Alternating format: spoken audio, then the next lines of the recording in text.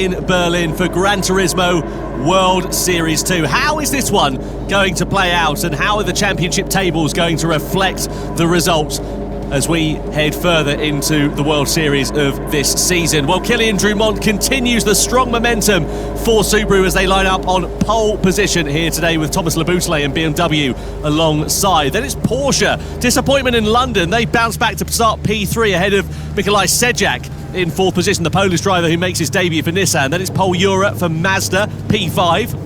Valerio Gallo in the Honda NSX is sixth on the grid. Lucas Binelli lines up P7 for Mercedes-AMG, and Al Faleh with the Saudi Arabian driver for Toyota, P8. De Bruyne lines up P9, and then you've got Giorgio Mangino in 10th position for Lexus. João Jesus for Ferrari in 11th position, and Jay Murphy, the McLaren driver. A lot of support for him here tonight. And now, of course, our first look at the tyre strategies for the first time. Now, we can see the top two, Drumont and Leboutelet, they've started on the soft competitive tyre, which to me indicates that they're going to try and make a break early. Well, yeah, I mean, we've seen the pace from Drumont in qualifying, and of course Leboutelet, both very quick over a single lap.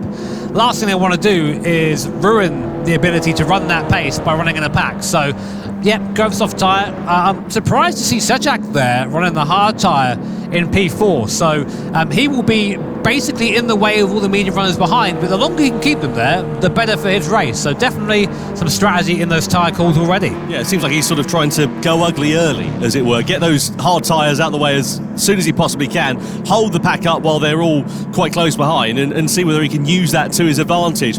Well, let's see what will happen. Who has called the strategy right? Who will be taking the checkered flag and those all-important 6 points? We're about to find out as Gran Turismo World Series 2 for the Manufacturers' Cup here in Berlin is underway. Drumont and Subaru lead them down towards the first corner, followed by Leboutelet and then Serrano and then Sedlak in the Porsche and the Nissan respectively. Don't expect any dive bombs down into that first corner, but Serrano closing up. I say that, there are some dive bombs taking place as Jura is making hay whilst the sun shines. He's already on the attack against Sedlak, but Sedlak goes back through on Valerio Gallo as well as Jura, back up into fourth. So moves being made in the mid-pack there, and Sedlak looking a little bit vulnerable as we expected on those hard tyres. Yeah, Sedlak there showing Jura the outside of the circuit, really hard defending early on, but you're seeing the difference there, those hard tyres. They take a while to fire up, they're going to be cold right now. When they're cold, they have less grip. So right now, Jura, Binelli, Gallo all making advantage of the fact they have a softer compound, is up to temperature quicker, and they're just able to drive by him like he's standing still.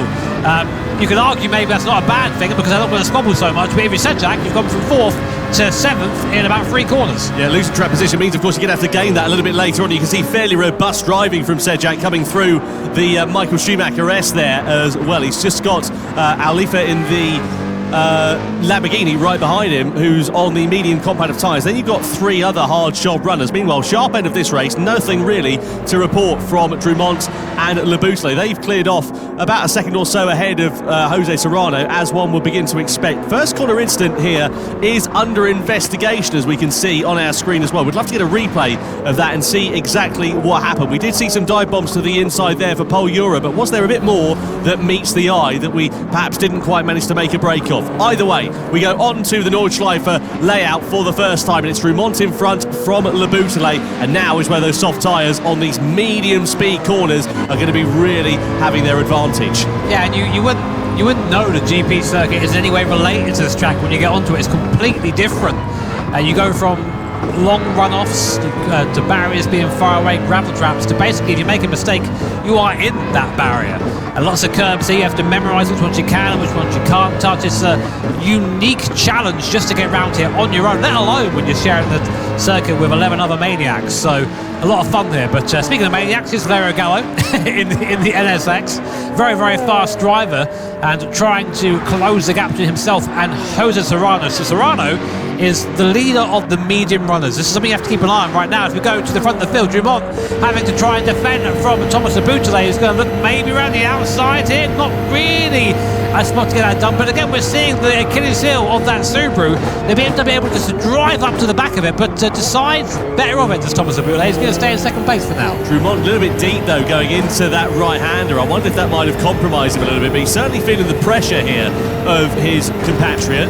The two Frenchmen at the sharp end of this race, and you can see how Le Boutillier is able to use that slipstream to his advantage to close up. I don't think he's going to invent something into this section of the circuit, because it will both send them into the barrier, and indeed Le Boutillier thinks better of it. But the question is here for Kylian Drumont, how long can he keep Le Boutillier behind? Is it going to cost them time though as well? Because Serrano's there, 2 seconds off the back of them. If the top two start squabbling amongst one another, all that's going to do is bring them back into the gap that they've created and bring Serrano, Gallo potentially into play for this. You have to think of the long game here, because everyone's got different strategies, everyone's trying their own little thing here. So I think if I'm Thomas Le Boutillier in that BMW, I'm thinking, right, okay, I know I'm going to pass this guy on the back straight if I'm within half a second. So I'll just stay there for now and let this guy pull me along, because in the medium speed corners, that Subaru is super quick. Anyway, back to T1. I think there was an incident here with Giorgio Mangano. Contact there. Oh, it's a Supra there. Toyota getting spun. Kai de Bruyne, but then Mangano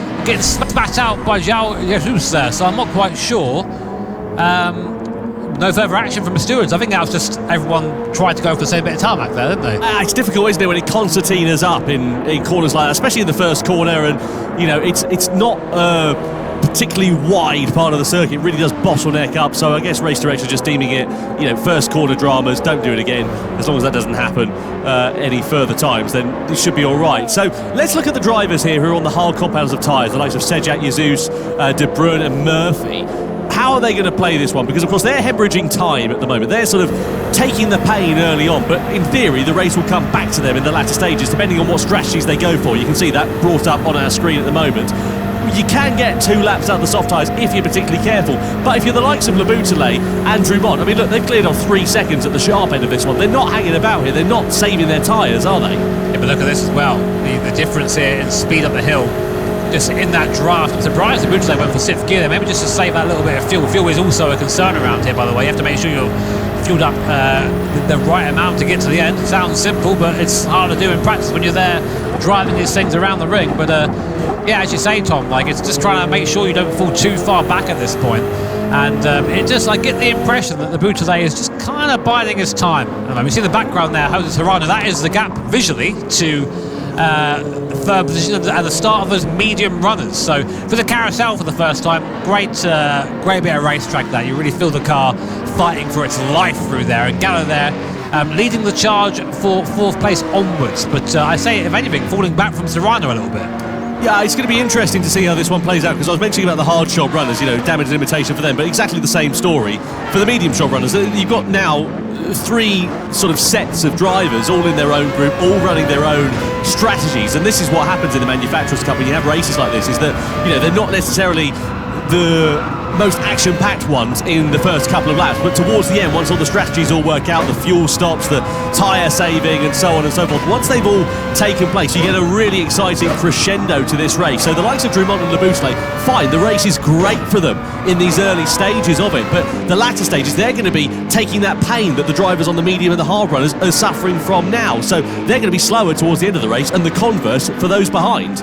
Yeah, coming through the last third of the Nordschleife. Now, my favourite bit of racetrack, it's just so fast, so flowing. You have to really trust the car through here, especially through this section here. You come over the Flansgarten jump, you see it coming off the floor there, and then you're met immediately with the Stefan Beloff S coming up now, where the car just skips all over the place. You almost have to just trust in that mysterious aerodynamic thing that you can't see, but it is there, and then just thread the car through the curves. It's an exhilarating piece of racetrack, but it is very much one at a time through there, as Gallo has pulled away slightly from Paul Ura. Now, what I'm interested in seeing now is whether Drumont has managed to gap Le Boutillier, which he has a little bit, a second now. That is kind of getting out of draft range, so that might mean Le Boutillier won't be able to pass here going down towards T1. Yeah, let's see whether Le Boutillier can use the straight line speed to his advantage if he can close up, as you say, from that gap that has been created. What about Lucas Benelli, Mercedes-AMG? Benelli, we can see him there, very interesting driving position that he has. He sort of sits quite close to the wheel, almost on it really, whereas you look at Paul Ura, much more relaxed in terms of his arm positioning there. And now Benelli has got the bit between his teeth, because he's got the slipstream and he's got the straight line speed to take advantage of Paul Ura as we come down the Döttinger Höhe. Side by side we go between the Mazda and the Mercedes. It's going to to be nice and easy for the Mercedes to go through. But what about, yeah, exactly that, what I was about to say, the Honda, because they're going to get boxed in here. Valerio Gallo loses one place, loses 2 places potentially, because Pol Ura is now side by side with Gallo as they come up and over the rise. It's always a bit tense and a bit sketchy coming through here 2 by 2, but Gallo just decides to not fight it too hard as the top 2 at the sharp end of this one come into the pit lane at the end of the first lap off the soft tyres. Now, which way are they going to go in terms of their strategy?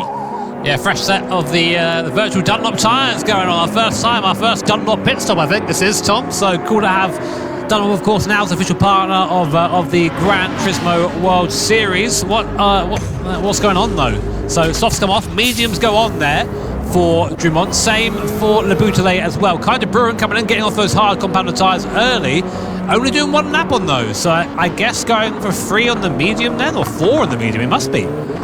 It's going to be an interesting one to see how that works out. You know, medium tyres, they're okay, but, you know, in terms of their longevity, certainly not as good as the hard tyres. The converse is the hard tyres are a few seconds a lap slower than the medium. So I guess he's just trying to take the pain for that and get off it. You can see there he's a full-time automotive engineering student, is Kai de Bruyn, so he's well versed in sort of adapting to changes on the fly.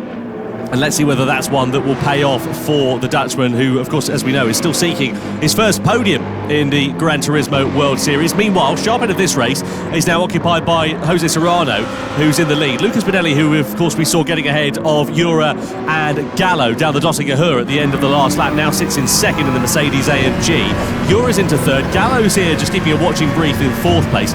It's interesting as well, looking at the likes of Drummond and Le Boutellé, because they went from the soft to the medium tyres. I mean, Le Boutellé, he has to follow what Drummond's doing if he doesn't want to lose track position. That's the problem with being second on the road. You've kind of got to follow the strategy and then work it out later on. Yeah, I mean, that's not always a bad thing though, because I think if the positions were reversed, you'd just see the same sort of thing. You would see Le Boutellé leading from Drummond. It would just be a waiting game. And sometimes it is that. I mean, it's a high-speed game of chess. I say that a lot in these broadcasts because it is. These guys are at the level now where strategy often decides the race.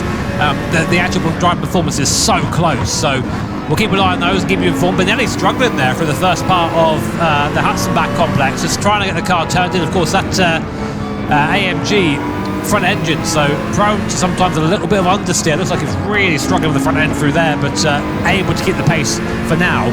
Meanwhile, looking down the field, Sejak on the hard compounder tyre is ahead of Giorgio Mangano, who started on the medium. So Sejak having a very good race at the moment, despite starting on that slower tyre. Yeah, we know that Mangano, of course, was caught in some bother, don't we, down at that first corner, which kind of started the Lexus drivers' race off on the back foot. They've, bear in mind, they're reigning champions. Lexus have had a dog's day so far of 2025. It's not been brilliant. Pointless in London and now down in 7th place for this. They'll be really hoping for fortune to favour them in the second half of this race and also in the second half of the Gran Turismo World Series for 2025 as well. Benelli a little bit wide there, just going through that right-hander. Might allow Ura and Gallo to close up just a touch. It's, again, very much one at a time through this part of the lap, but you wonder whether Benelli's just starting to push a little bit harder, maybe just making a couple of mistakes and allowing a bit of a sniff of an opportunity here for Ura and Gallo possibly to see where Benelli is a little bit weaker, maybe on the exits of the corners or the entries to the corners, wherever it may be, and use that to their advantage to try and create an overtaking opportunity. Yeah, I get the impression Benelli actually is maybe holding these guys up a little bit at the moment. We'll see though. He needs to try and bridge that gap, because we know Pol Ura will go for a move, we know Gallo will go for a move if he sees one there, so always one to watch out for. So Serrano it is at least 2.5 seconds to the sharp end of this race. He's still got the 3 hard shot runners of Sejak, Jesus and Murphy, the 3 newcomers, 3 out of 4 newcomers who are racing in this one. I have to say, Nafir Al-Falia, the Saudi Arabian driver making his debut in this event, is doing a great job of things in the Lamborghini, currently sitting in P5. Meanwhile, this is Mangano returning the favour on Sejak, just coming through that left-hander. Yeah, I think that's all the indicator on there from Sejak, just basically saying, yeah, go on mate, off you go, don't worry about it, pull me along. And yeah, there they are. Jesus there as well, of course, right behind Sejak. And man, that's that 458, I haven't heard a V8 Ferrari like that for a while. Sounds great, that thing, doesn't it? Yeah, well, you would say that you've just gone and bought one. And it's not a 458, but a Ferrari V8. All right. No, it's a cracking sounding car. It's a 9,000 RPM out the box, that car. It's the last naturally aspirated V8 Ferrari ever made, and probably likely to have ever been made as well, with Jesus behind the wheel, piloting it in 8th position. Meanwhile, 2nd, 3rd and 4th still running nose to tail with one another. Benelli ahead of Jura, ahead of Valerio Gallo as they come over the rise. So all pretty steady at the sharp end of this one, but Serrano doing a good job of having built a gap actually to the trio of drivers. I say fairly steady because Jura is now on the attack against Benelli as they go side by side, and the door is going to open in for Gallo. There's a bit of contact in the mid part of that right-hander there as Benelli just sort of almost they merged into one. The upshot is the Brazilian driver drops 2 places. Yeah, I mean, I saw that coming. I think now these guys have been waiting to sort of be released from Benelli, and I think we're probably going to see Benelli towards the back of these guys now. He had a good effort having the Mercedes up there, but just hasn't quite had the same level of precision and pace as these guys early on. So keep an eye on Paul Jura, keep an eye on Valerio Gallo to go through the carousel for the 2nd time. Still more than half of this race left, so a lot can happen at this point. A lot of pit stops still to come as well. Big question really is whether a lot of these medium runners, are they going to box at the end of this lap?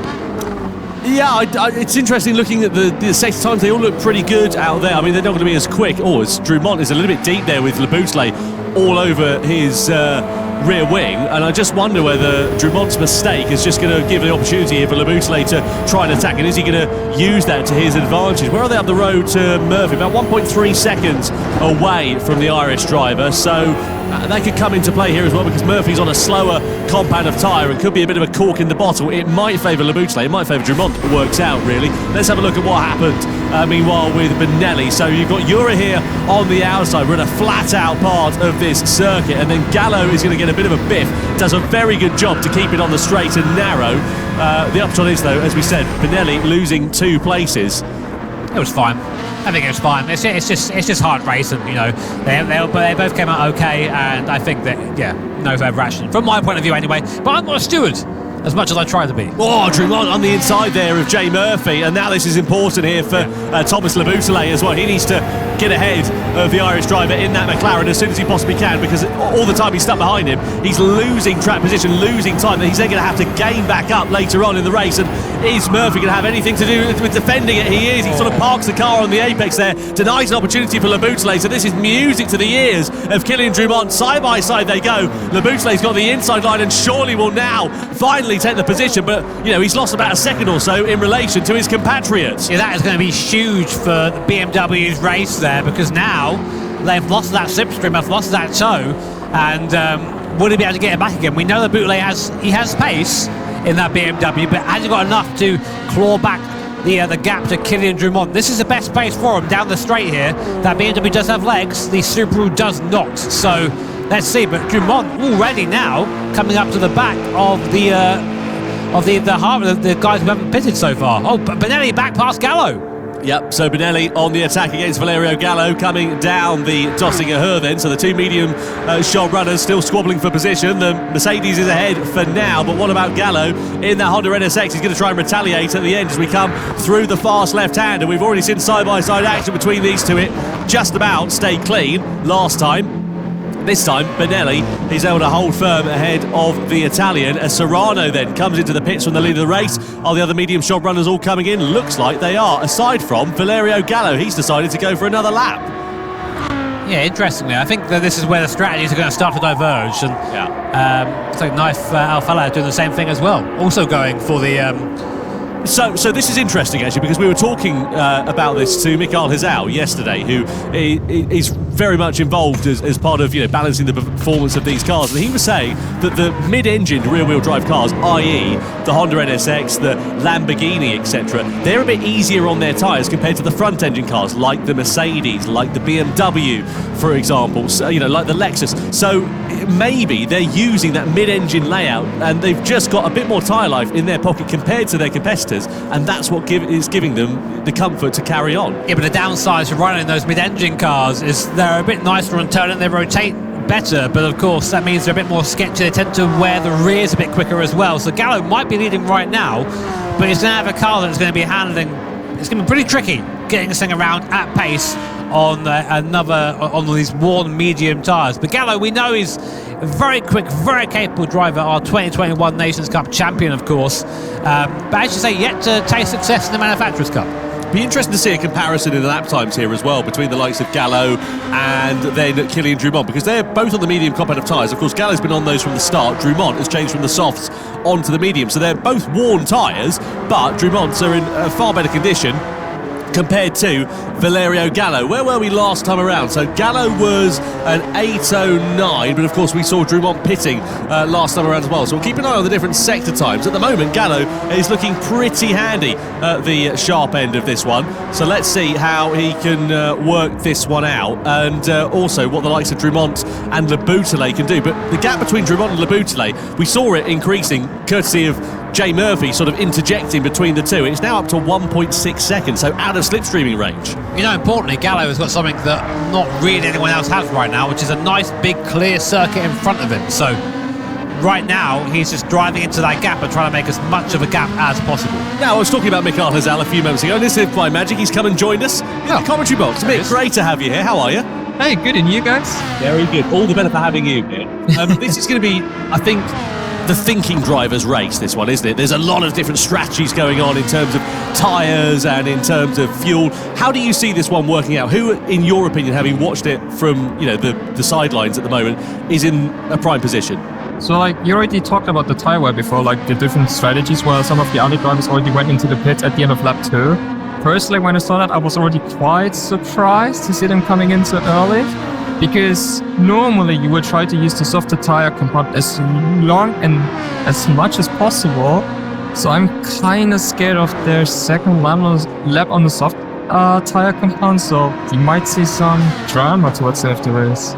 So this is for the drivers that pit on the medium tyres at the moment. They're going to do 2 laps on the hard. Let's have a look here. This is what cost Le Boutellé ultimately against Jay Murphy. Murphy doing his own race, entitled to be in that position, but Le Boutellé, of course, has now hemorrhaged time to Drumont, and that's a big gap that he's now going to make up. Yeah, but I think in those moments, like, if you're Jay Murphy, you know you're going to get passed by that guy. There's no point fighting, and you both cost each other time at that point. So, I mean, as you say,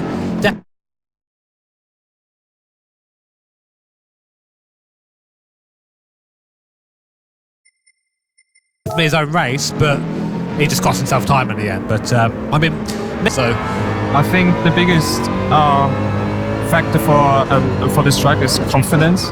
If you don't have the confidence to use the curbs or like to know your car well around the circuit, then you're automatically going to end up losing a lot of time here. And we are already talking about the longest circuit in the world.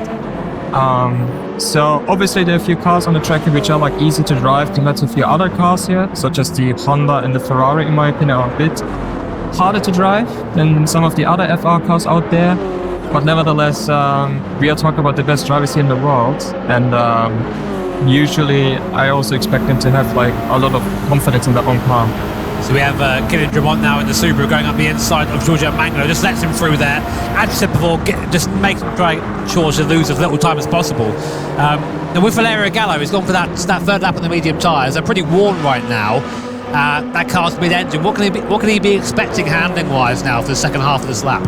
I think he should be still fine towards the end of the lap, because I expect him to do either 1 lap on a hard tyre and then to finish off the race on 2 laps on softs, because normally the lighter your car is, it's also going to be more gentle on your tyres, and I think that's the objective of Valerio here.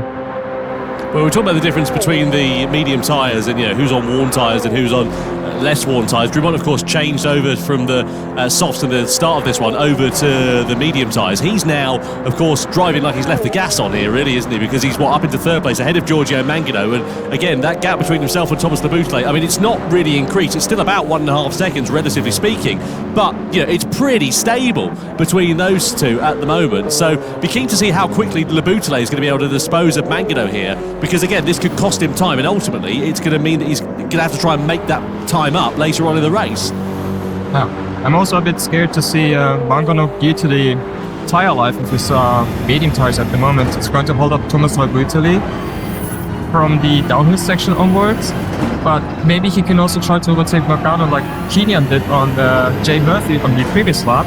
If he's able to do that, then it's still anything open for the fight for the victory. Well, catching the wrong driver at the wrong time on this circuit, Jimmy, as you well know, is a difficult thing to have to contend with. how do you manage that frustration inside the cockpit when you know you've got a quicker car, you know you're going to be able to find your way through? How do you do it? Let me tell you, I'm glad there's not a mic in that cockpit, because you should hear me. I mean, you might have heard the Frank Stipler thing from a little while ago. Yeah. That's fantastic. Either that, or I am glued to the high beam button. The get out of the way, move. There you go. Yeah, through goes the Butler there, getting it done. And again, I think Mangano, Giorgio's been around for a long time. He knows the score. He's not going to sit there on the racing line and cost them both time, but gets out of the way. Does it in a way that costs him as little time as possible, but yeah, good for now. Interestingly, Gallo's gap at the front has gone up now to 7 seconds. It was 4.9 at the start of the lap, but of course he hasn't pitted yet as well. So Drumont and Gallo, the ones to watch right now, I think, as well as Leboutillier also has taken his pit stop. So, how's this one going to play out? Because, of course, Drumont and Leboutillier, they're going to be on the hard tyres for the closing stages of this race, whereas the likes of Valerio Gallo, what are these? They started on the medium, he's on the medium, so he's going to run the softs and the hards. The drivers that have run the hards at the moment, you've got Serrano, Ura and Benelli, so they're sort of taking the pain now in this middle stint of the race, hoping that, of course, when they get into the latter stage of it, that they're going to be able to just, drive through and wait for the seats to part, essentially. That's true, but I think because of them only using the medium tires for 2 laps only, I see they want to use the soft tire compound for 2 laps as well. I'm just a little bit scared to see that the end of the second lap is going to be so, I don't want to say bad, but really, really slow for them, so that they can even see the finish lap here. So. Oh, look at the closing speed here for Leboutillier on Alflia, then going through on the Dottinger up into third place then for Thomas Leboutillier. So those are your 2 effective race leaders here, Drumont and Leboutillier at the moment, though they're in second and third on the road. Of course, Gallo, as we know, still has a pit stop. He makes that pit stop now. Goes for the medium tyres. Which way is he going to go in terms of this one? Surely it will be hard tyres for a middle stint and then soft tyres towards the end, or are they going to ignore that strategy and just do something completely different? Let's see how it is going to work out. Either way, Gallo has gone a lap longer than some of his other competitors, and it seems to have made it work okay so far. And he actually goes for the soft tyres, so he's going to have the hard tyres at the end of that one. Is that the way you'd have gone, Mick? Wait, I'm just realising, Kilian and Thomas started the race on soft tyres, right? Yeah. So did they only do 2 laps on mediums? Let's have a look. They did 3 laps on mediums, according to Okay. one lap on soft tyres, then change over to the medium tyres. Okay, then I was just seeing something wrong. My bad, I apologise. Don't worry about it, we've all been there. Like, what are you doing? I got scared for a second there, but... Well, so look, the upshot is now you've got Drumont and Leboutillier. They're now on the hard tyres to the end of this race, aren't they? They're not going to be pitting again because it would be completely pointless, you would assume. Exactly, yeah. Right, because obviously, the time you're going to lose, even if you went onto the soft tyres, it's not enough time that you would gain, essentially, even if you're on a quicker compound at the end of this one. So they're now in a position where, from now until the checkered flag, they're losing time compared to everybody else that's behind them. You've got Serrano, Ura and Benelli. They're on the hard tyres for the middle stint. What they're trying to do, I guess, is eke these out so they can get as fresh a soft tyres as they can for the end of it. That's one of the plans they have, but on the same time to have as less fuel as possible. Right. Because for this race, you're using times for tyre wear around the circuit, which is a lot. Like, once your tyres are in a really bad shape, you're going to end up losing a lot of time compared to the other drivers who have much fresher tyres than you. And yeah, I assume at the end of this lap we might see Serrano going to go into the pits as well as Paul Bura and Lucas Bonelli, unless they might go for a bit safer strategy to continue the race, or continue to get another lap on the hard tyre compound and finish off on the soft. Well, that's the problem, isn't it? You do 2 laps on the soft tyre, you can do it if you're, the tyre whisperer, but it's, we were talking about it before the start of this race. It's not an easy thing to do. Yes, because if you want to do 2 laps on the soft, your out lap alone has to be so gentle. Because once you do Kilian did here, a slide on the tires, it's going to affect your tire wear in the end. And with times 4 for the soft tire compounds, this is something that tire, doesn't like in the end. Really interesting insights there from Mick Gazelle. I've been keeping an eye on the front of the field, Tessa Serrano and Paul Ura there on the hard compounder tyre. I mean, never count these guys out. We know how quick the Spanish duo are. Serrano now 4 seconds the good of Paul Ura in that Porsche. What do you think, Mick? Do you reckon that strategy is the one. I mean, they're out on their own. I mean, they're on the hard tyre, but there's no one around them, not losing speed. I think this might not be too bad to be on your own, because we've already seen with Kilian and Thomas Labrutali on the previous lap. If you are like getting stuck with traffic in front of you, you're going to end up losing a lot of time, which is not really optimal for your own stint. So if you're like on your own, you can also dictate your own race. And yeah, let's see. I think the end of the race is going to be pretty exciting. Another look there of the pass of Labrutali on Mangano last lap. Back to lap 4, and we see that Labrutali has gone right back up to the rear spoiler of Kilian Drummond. That 1.5 second gap gone as well. There is a fuel to consider in this race as well, so he might put a little bit less in. Looking at he's got about the same fuel as Drummond right now. So very, very close, and that's really basically happened because Jay Murphy went onto on the medium compounded tyre and overtook them both and then put them back together again. Yeah, it's interesting how it sort of caused this bottleneck effect now really here with Jay Murphy again being the cork in the bottle. We saw that with Labrutali in the opening stages of this race, and he sort of ended up back in exactly the same position here with Alifa, Drummond and Labrutali right on his rear wing, and let's see whether it's going to cost them time. I mean, Alifa here, again, he's not in a race with effectively what is the top two, and all the while they're stuck behind him. They're just hemorrhaging time corner by corner. They need to try and find their way through sooner rather than later. But even if you want to let the other drivers behind you through because they're like in their own race in a different strategy, doing it at this circuit is so difficult to do, which some of the other drivers are also underestimating in the end. Oh, look at that! Drummond getting aggressive, Alifa into the wall! Side by side they go, that's going to cost Drummond. It might even open the door here for Labrutali to find his way through. Amazingly, they all manage to exit the corner in exactly the same positions and indeed the same direction as they entered, but that was pretty aggressive and robust and a little bit scrappy from Kilian Drummond there. Just as Mick was saying it there, he had to make the move. You have to just go for it sometimes, but it requires the other driver to let it happen. And right now there, Nathan Alifa did not allow that, but now putting indicator on after the damage is done, I think. It's all right, I'm sorry, I'll get out of the way. And for good measure, hip check on the way by. These guys are not hanging around, but more importantly, all that time they spent there behind the Lamborghini has meant they've all lost time to the field. So what was a strong start for both Drummond and Labrutali might change now. Now, if you're Labrutali, do you go for the pass here? You've got the opportunity to do so. You're in the tow.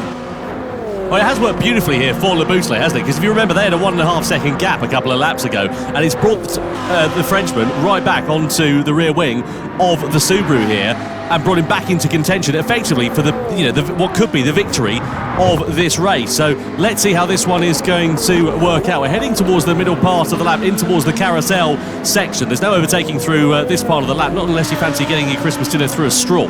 And Labrutali sitting in the wheel tracks of the Subaru as they come through this fantastically famous banked corner, arguably the most historical part of the Nordschleife layout. I'm interested to see, Tom, what Gallo's doing, because he's now sort of stuck behind the first two that are on hard tyres. Let's have a look at this one more time.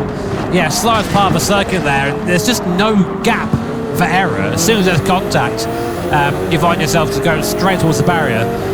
Drummond there thinking, oops, probably shouldn't have done that. If you're a steward, Mick, we saw it was under investigation. Are you going to be looking at that? And is that cause for a penalty, do you think? Personally, I'm not a person who wants to decide like those kind of incidents here. But if I want to make those kind of moves, I would be a bit smarter in the end. Because for sure, you don't want to end up losing a lot of time due to the driver in front of you having worse tires than you. And you also have like your opponent literally being behind of you. Exactly as Jimmy said, by the way. Look at this. He's all over the back of Pol Ura like a bad rash here, trying to get his way past. Of course, Gallo on the soft compound tyre, Ura on the hard tyres. Fuel to consider here as well for the front runners. Look how much less fuel Serrano has got compared to Ura. He's got, 13 litres fewer? Yeah, but this is a nightmare for Gallo, because he spent the entirety of the last half of the lap here stuck behind a guy on hard tyres. He's just basically wasting that soft tyre life.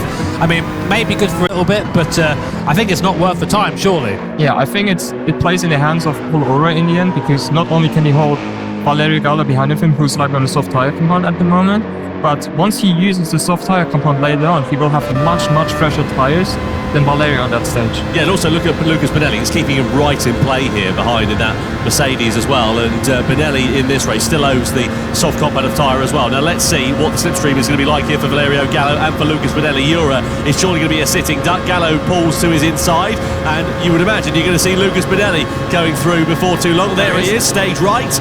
And Jura losing 2 places down the Döttinger Höhe. So now you've got a Honda and an AMG in front of a Mazda for second and third at this stage of the race. Now let's see what Gallo can do in the closing stages of this one, as Serrano does finally pit from the race lead. He had no choice, he's got no fuel left. Yeah, out of box there comes the Bouteille on. Look at that speed difference there on the Subaru, like it's standing still. There goes the Team BMW and Thomas Bouteille up into what will be, we think, the overall lead, but we don't know. Right now it's for 10th on circuit, everyone's pitting in, so a little shake out once it's done. Oh, a little bit of a sideways moment there. You can see Thomas now really trying to get the hammer down. So Jura then comes into the box, as well as De Bruyne. Serrano's in there as well, and we're going to see a smorgasbord of drivers, I'm sure, going on to the soft compound of tyres for the closing stages of this one, which is, as we know, going to handicap those who are in front. And we've got, what, 2 laps now remaining, and 2 laps on any normal circuit, not that long of a time. 2 laps, though, at the Nürburgring 24-hour layout. You've got time to make it work. Speaking of which, because I had another look on the tire history in terms of the strategy, and it is true. Thomas Bouteille and Kylian Drumont used the medium tires for 2 laps only, and not 3. There we go. So I have no idea why they think that 3 laps on the hard tires is the best strategy. But there you go, guys.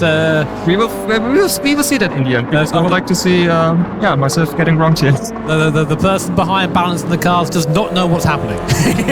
he's got no idea. But I did notice, though, the tyre wear of Valerio Gallo. Those rear tyres looking very sorry for themselves already, and he's not even onto the Nordschleife yet. So if Valerio keeps together, it's going to be an amazing effort. But I do think that I think being stuck behind the slower cars, pushing a bit too hard in that first lap might have cost him. We'll see, though. We stay with Bouteille and Drumont. These guys have been glued together all race. Good news, though, for Bouteille is he's got a 12-second gap in front of him, so he can just drive now into that gap. But of course, one eye in the mirror from this man at Subaru. I mean, Mick, you know the Subaru pretty well. How do you describe the characteristics of that car? It's like through the high-speed corners, it feels amazing because it has so much downforce, and it's the fastest car, like Group 3 car-wise, through the high-speed corners. But like here, you can see the way how Kylian uses the gear for the exit of the corners. Like you have this car, like if you want to drive the gears quite well, you have to use like way higher gear in order to use the turbo boost already before exiting out of the corner. So because of that, it's really tricky to extract the most performance out of the gear set. But if somebody can do it, it's Kylian. So what we now need to look at in this race, you've got Bouteille in 5th, Drumont in 6th position, but the gap between Serrano, Jura, etc. all behind. So the gap is what? 6.8 seconds. Keep an eye on that over the remaining 2 laps now of this race, because that is the effective battle for the race lead. From 1st to 4th, they've still got they owe another pit stop, and once they come into the pits, the lost time means that they're going to drop back into the mid-pack. Where that is remains to be seen, but for the overall victory of this race, you've got 2 hard shot runners of Bouteille and Drumont, and then you've got a plethora of soft runners all behind who are going to be, I'm sure, nipping at their heels. You know, interesting, one of those drivers, one of our new drivers, Sejak, right now, in 3rd place, he's got the soft tyre left at the end of this, so he's going to bolt on the soft tyre on this last lap, and he's not too far off the lead. He'll be catching Benelli as this lap goes on that medium compounded tyre. I think he'll start catching Gallo as well, because he's going to start falling off big time, I think, towards the end of the lap. So don't count out Team Nissan. They're looking strong. He's got a lot of fuel in there as well, so keep an eye on Sejak. Yeah, former Manufacturers' Cup champions, Team Nissan, just to remind you as well. They won it, was it last year, year before? I can't remember now. It was a little while ago. It was a couple of years ago, wasn't it? Oh, look at this, Drumont and Bouteille, and Drumont is back through all the while we're wistfully talking about Nissan winning the Manufacturers' Cup. Drumont has sent one through on Bouteille for 5th position then. And the thing they need to be careful of here is if they start getting involved in a battle, if they start squabbling amongst one another, it's going to cost them time. It's going to close that gap down. I mean, already, we're what, a third of a way through this lap? It's come down by nearly a second. I mean, we talk about guys squabbling together. This doesn't happen with these guys, Serrano and Ura. I always see these guys on the circuit and they always drive to the maximum. Even if one is thinking, oh, maybe I'm a bit quicker, he won't go for a move, he'll just stay there and then maybe pass in a place that makes sense. So working together are the two Spanish drivers, Serrano and Ura. 7th and 8th currently now. A reminder, top 6 skip points. Of course, you want to be as high up as possible, but sometimes grabbing a point is nice. And if you're team Lexus, down in 11th place, not even off the board yet, this is not looking good for you in your championship retention. Yeah, Lexus not having a particularly good run of things so far in the 2025 Gran Turismo World Series, and Giorgio Mangano just sort of compounding that, really. His race was sort of over by the first corner when he got caught up in all of that drama. Just a point, actually, as well, with Serrano and Ura. If you remember back to the Nations Cup in London last time when we were out, they had very respectful and clean racing right up until the last lap. And as you say, they were pushing one another very, very hard, but just not really sort of, ducking and diving and going for those dive bomb moves and working together quite nicely right up until the moment when they couldn't work together anymore. I mean, Mick, you've raced with a lot of these guys, of course. You race them at home and, of course, these events as well as Pol Ura, I think, there finally gets past Serrano. So Ura now moving up into the lead of the Spanish duo. You race a lot of these guys at home. I mean, when you're in this situation, you've got a lap and a bit to go. Do you sort of think, I know this guy's going to give me room, I know he's going to race me, or do you think, okay, it's out the window now, it's every man for themselves? Usually, at this stage of the race, everybody thinks of their own race on you, because it's like you only have like one more lap to go, so why should I even work with you in the end? Unless there's somebody else in front of you who you both might catch up in the end. So that's why you both might try to work together, and I think this is also the case for Pol Ura and Jose Serrano.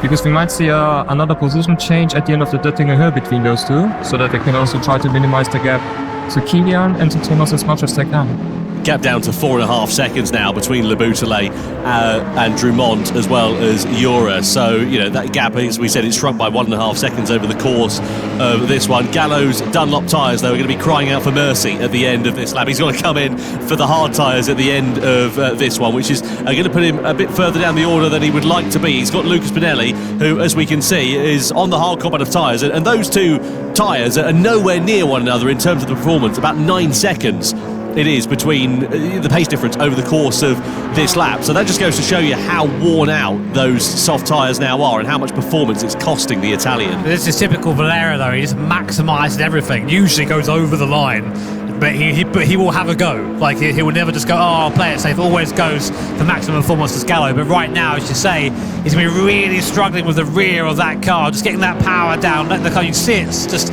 moving out the corners. Luckily, then you've got a couple of corners left and a huge straight, so that'll keep it there. But yeah, he's wide there. Benelli's through, he just can't hold on anymore. Those soft tyres have just fallen off. But do you reckon he got the best out of that? Do you reckon that was a good gamble for him, Mick? Not really, because at first he also got hauled up by Pol Ura, I believe it was, where he also lost a lot of time there. And now, due to the end of the second lap, where the soft tires are not even there anymore, basically, you were able to see how close Lucas Bonelli was behind Valerio throughout the entire lap. I really think, I'm looking, sorry, we have access to the fuel numbers here. I'm sorry you guys don't at home, but right now the person with the most fuel in the top 4 is Sejak by quite some way. He's got 20 litres of fuel in the car right now to 6 and 4 and 7 from Jesus. So although Gallo is getting by here, there'll be a pit stop for the top 4 now, and I think we're going to see the Nissan driver probably come out in the lead. Yeah, he'll come out in front of that group of drivers. Where will he emerge, though, in relation to everybody else that's behind? Because they've got about 10 seconds or so. Look at this, though. Side by side as Gallo tries to fight it back against Lucas Benelli. They're both going to come into the pit lane at the end of this lap. They've got no choice. And how's this one going to work out in terms of fuel? Well, Gallo's got a couple of litres left less in his tank compared to Lucas Benelli. Sejak, as we said, is the outlier here. He's done a great job of just sort of being a bit anonymous in the middle stint, but saving fuel quite nicely. And saving the soft tyre as well. Drumont and, of course, Le Boutelet will go on to the last lap, but they are going to be chased now by a hard-charging Sejak on that soft compounder tyre. Let's see what he can do. Yeah, one lap of soft tyres is going to be a very welcome sight indeed. So let's see how this one is going to work out. So Drummond now goes through and into the lead. Le Boutellé as well. Valerio Gallo's going to emerge back onto the circuit, but where is Sejak? He's up into, what's that, 6th place, but he's got a brand new set of soft tyres relative to those in front who are a lap old. So he's going to be surely right on their heels and snapping away. Right, so we have Serrano and Ura both out there on that 2-lap, or what will be now a 2-lap old soft tyre. They will come off towards the end. Drummond and Le Boutellé out there on what is a 3-lap old hard tyre, so they're gonna have tyre life, but it might fall away from them still. But what we saw at the end of that last lap between Benelli and between Gallo, the soft tyre and the hard tyre, when they were really towards the end of their life, pretty even in terms of performance. So this is pretty much anybody's guess. At the moment, it's advantage here for Serrano and Ura, but how much tyre life have they got left? Are they going to be able to eke it out to the end of this lap? This is where the tension has begun to build. It's begun to bubble up, and surely it's going to boil over before the end of this race. Yeah, I mean, I thought Sejak was a little bit slower than he was there, but I thought it was a bit closer, but not quite there. But Mick, I mean, all the cards are on the table now. Call a winner. It's Put it all on red. It's that easy. I still have to be a bit analytical. What is the thing like an expert here? But you have to think that Serrano has to try to pass through Thomas first. Yeah. So automatically, because of that, he's going to end up losing some time, which is going to help Kilian. So Kilian is potentially in a really, really good position because we already saw on the previous lap how much Valerio was struggling towards the end of the lap on the second lap on the softs, and how close Lucas Bonelli was behind of Vindicate with that. So it's going to be really close, but I think Kilian has got this. There you go. Well, Mick, mate, it's been a pleasure. Thank you so much for joining us. You're welcome. Great to get your actual expert analysis other than us just guessing. time. A man who knows what he's talking about for once in the commentaries. Mick Isal joins us here.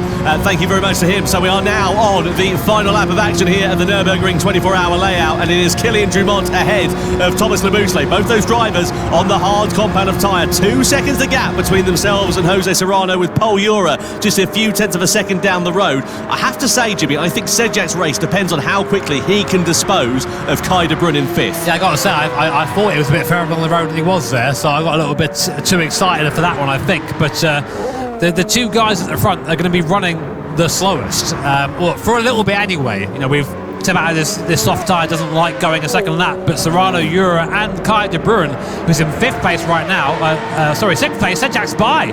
Sejak's got by Kai de Bruyne, so Nissan now up into 5th position. And next car on the road after the battle for 3rd position. So let's see. We'll keep an eye on that as the sun starts to go down here at the Nürburgring. Yeah, well, 5 seconds a gap. You know, you'd say that, well, that's not enough time to catch up. But this is the final lap. This is the Nordschleife. But 5 seconds, it's not that difficult to close that gap down over a lap as long as this one. Let's see the move then for the Polish driver in the Nissan against the Dutchman in the Toyota. He's going to switch it back to the inside. That is beautifully smooth there. De Bruyne just gives him racing room on the inside, and smooth and sweet as you like for Mikolaj Sejak as he elevates himself up into 5th place as he chases a podium down for Nissan here. That was lovely move. You just carry the speed there and just up the inside of Armband. Nothing they can do by the time they see you move done. So the Boutellé falling off the back of Kilian Drummond, of course. At the moment, that will be 6 points for Team Subaru, 5 for Team BMW. Keep their dream alive, but that would be a double win if Kilian Drummond can keep this going for now. Behind them, Serrano and Ura, the Spanish duo, both on the soft compounder tyre, but they're on lap 2 of that soft compounder tyre, which means to about now it's going to be feeling pretty second hand. But then behind them, to keep things even more interesting, is Sejak in the Nissan there on brand new softs and driving fast right now. Yeah, just looking at the sector times, it's pretty even between the 2 hard and the 2 soft runners at the sharp end of this one. 46 6s and 7s. Mikolaj Sejak on the new soft tyres, 45.8. That's in sector 8 on this lap. That's the most recent one that the drivers have gone through. Just to give you an idea, so he's nearly 6 or 7 tenths of a second quicker. He's decreased the gap down to nearly 3 seconds. He is going to be all over their rear wings to the end of this one. The question is, though, are we going to see Serrano and Ura closing up onto the back of Le Boutellé? They're now closing up onto the back of one another and going side by side as Ura goes ahead of the Porsche. Now, has Jura got enough in his pocket to get onto the back of Le Boutellé and Drumont for the victory here? So here we go then, up into the last lap here at the Nürburgring. Into the night, lights illuminating the greenhouse. Kylian Drumont there, spit of flame from the exhaust from the BRZ. It's been a great drive from both of these drivers. Both Subaru and BMW have knocked it out of the park in terms of consistency, but now they're on that slower tyre, the hard tyre. It lasts a long time, but it's not fast. And Jura and Serrano, I think actually, if anything, the charges sort of come to a little bit of a halt. They haven't quite got that same speed they had before earlier in the lap. But I'm still keeping an eye on 5th place. Sejak there on that new tyre. Through here, this section, very, very mechanical grip dependent. So if your tyres are good, you're going to be fast through here. I think that Sejak could be on for a podium here. I don't know if the victory is going to be quite on the cards, but I think a podium could be a possibility, which on his debut in the Gran Turismo World Series would be a very welcome result indeed, for not only for him, but also for Nissan. He's just 18 years old, is Mikolaj Sejak, and this has been a brilliant strategy call so far. Sitting pretty even Stevens at the sharp end of this one. Let's see De Bruyn. He's lost a place here to Lucas Benelli. There's contact, more contact, a little bit more contact. Oh, it's fairly robust. It sends De Bruyn off onto the grass on the outside, and Benelli getting pretty robust there, finding his way through. I don't know if he was there, Tom, for that. He was only just on the rear bumper, but that's not our job to think about it right now. Our job is to look at this as we now come through Flansgarten for the first time. Hop goes the car into the right hander using that high-speed aero grip of the BRZ. 1.1 seconds is a gap. Now Drumont knows if that gap is any less than like 7/10 or so, he's going to be a sitting duck on that straight, so he's pushing hard through this last section. Can Le Boutellé give an answer in these last few corners before the Danger Her? I think it's going to be tough for Le Boutellé. Again, pretty even in terms of the tyre wear. Jura and Serrano's challenge is going to be coming to an end, but look an eye out in the background. Cue the Jaws music, because Mikolaj Sejak in the Nissan is now all over the rear wing of Jose Serrano for 4th position. He's about half a second or so away, and there's one big long straight remaining, and now you can see just how close that gap is between the 3 machines and the 3 drivers. Jura in 3rd in the Mazda, Serrano in 4th in the Porsche, Sejak in 5th in the Nissan. They come onto the Döttinger Höhe for the final time. Le Boutellé versus Drumont. The gap is about 1.5 seconds, and they're out of slipstreaming range as it stands for now then. So if Drumont can just keep himself on the straight and narrow, it's all eyes on the battle for the final podium place. And here we go then. Serrano splits the middle, Jura as well. But here comes Mikolaj Sejak on the inside in the Nissan. Has he got the straight line speed? Has he got the advantage to try and use it? The headlights illuminating the darlings as they blast their way down at nearly 300 kilometers an hour, 3 abreast. Sejak on the inside, Serrano in the middle, Jura on the outside as we come over the rise. Jura gets through and into 3rd. Serrano versus Sejak for 4th place as they come into the final corners of this race. And are they going to make it? Sejak goes through on the outside to the checkered flag. Kylian Drumont takes victory for Subaru here in Berlin ahead of Le Boutellé, and 3rd for Mikolaj Sejak for Nissan. What a phenomenal end to this race. On his debut in the Gran Turismo World Series, Mikolaj Sejak gets a podium position. Absolutely fantastic. What a move from Sejak. That's move of the race right there. Just switch back on the last possible moment, and you know Paul Jura saw it, was like, oh no, he's there. Use the grunt of the GTR, and 3rd place on debut for the 18-year-old here in the Manufacturers' Cup. What a result there for Sejak and Team Nissan. But of course, your winner, Kylian Drumont, Team Subaru, take another win here in the Manufacturers' Cup. Le Boutellé 2nd, and Nissan and Sejak 3rd. Thoroughly enjoyable race here at the Nürburgring. Of course, another one that was down to strategy ultimately. And I think maybe Serrano and Jura would think a little bit...